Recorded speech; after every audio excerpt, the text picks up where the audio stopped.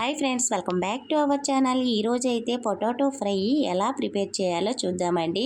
తక్కువ టైంలో చాలా ఈజీగా అండ్ టేస్టీగా కూడా ఉంటుంది. చిన్నపిల్లలు అయితే చాలా బాగా ఇష్టపడతారు. ఒక్కసారి ఇలా చేసి పెట్టారంటే మళ్ళీ మళ్ళీ అడుగుతారండి, మీకు అంత బాగుంటుంది ఈ ఫ్రై అయితే.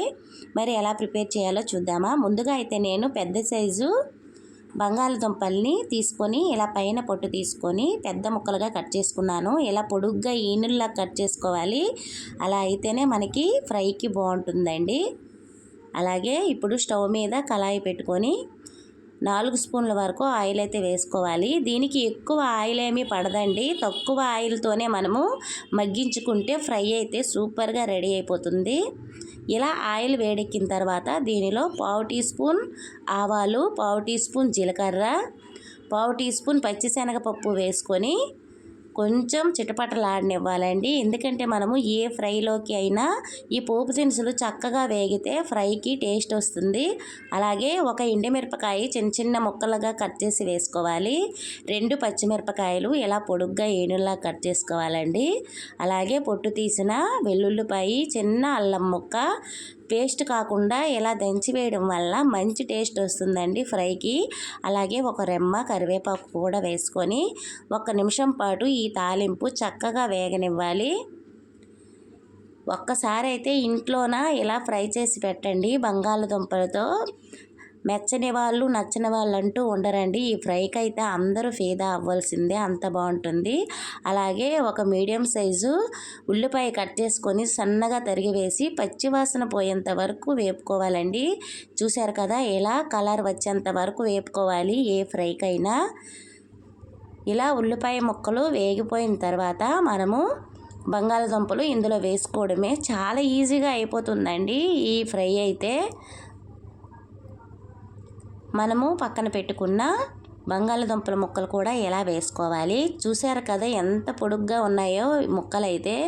ఇలా ఉంటే మనకి ఎక్కడ కూడా ముక్కలు అయిపోకుండా కరెక్ట్గా అయితే వస్తుందండి ఫ్రై.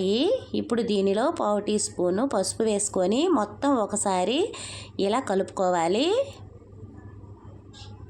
ఇలా కలుపుకున్న తర్వాత స్టవ్ని మీడియం ఫ్లేమ్లో పెట్టుకొని ఒక 3 నిమిషాలు అయితే మగ్గించుకోవాలండి ఈ దుంపల్ని.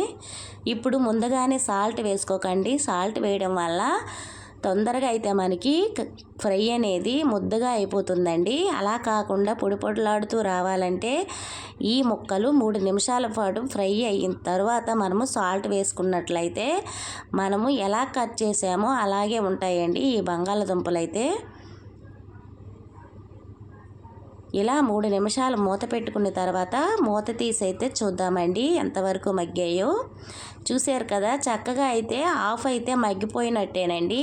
ఇలా హాఫ్ మగ్గిన తర్వాత మనము స్పైసెస్ని అయితే యాడ్ చేసుకోవాలి దీనిలో. ఇలా ఒకసారి మొత్తం కలుపుకొని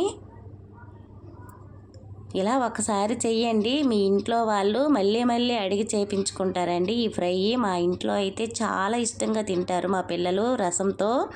అలాగే సాంబార్ అన్నంతో అయినా బాగుంటుందండి. ఇప్పుడు దీనిలో రుచికి తగినంత సాల్ట్ వేసుకోవాలి. ఇలా సాల్ట్ వేసుకున్న తర్వాత వేపుకున్న జీలకర్ర పౌడర్ వేసుకోవాలండి. వేగించుకున్నది అయితే టేస్ట్ బాగుంటుంది. అలాగే 1/2 టీ స్పూన్ వరకు ధనియాల పౌడరు, 1 స్పూను కారం వేసుకోవాలి. ఎందుకంటే మనము ఎండుమిరపకాయ పచ్చిమిరపకాయ వేసాం కాబట్టి చూసి అయితే వేసుకోవాలండి కారం అనేది. ఇలా వేసిన తర్వాత ఇంకోసారి మొత్తం కలుపుకోవాలి ఒకసారి. అలాగే ఇప్పుడు కొంచెం గరం మసాలా పౌడర్ అయితే వేసుకోవాలండి. మీ దగ్గర చికెన్ మసాలా పౌడర్ ఉంటే అదైనా వేసుకోవచ్చు. ఇలా వేసిన తర్వాత మొత్తం ఒకసారి కలిసేటట్టుగా కలుపుకోవాలి. ఎందుకంటే మనము అన్ని ఇంగ్రీడియంట్స్ కూడా వేసాం కదా. స్పైసెస్ అన్నీ ఈ బంగాళదుంప ముక్కలకి బాగా పట్టుకొని టేస్ట్ అయితే చాలా బాగుంటుందండి.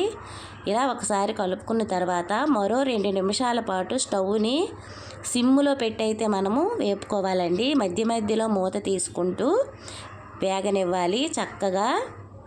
ఎక్కడ కూడా ఈ బంగాళదుంపలు ముక్కలు అయిపోకుండా వస్తాయండి ఫ్రై అయితే లాస్ట్ వరకు కూడా.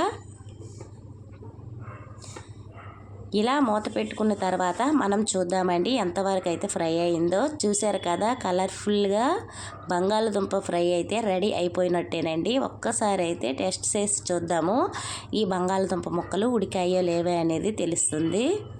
మీరైతే తప్పకుండా ఈ రెసిపీ అయితే ఇంట్లో ట్రై చేసి పెట్టండి. అందరూ కూడా చాలా ఇష్టపడతారండి. చూసారు కదా ఎలా సాఫ్ట్గా అయితే బంగాళదుంప ముక్కలు ఉడికిపోయాయండి. ఇప్పుడైతే మనము బౌల్లోకి తీసి సర్వ్ చేసుకోవడమే.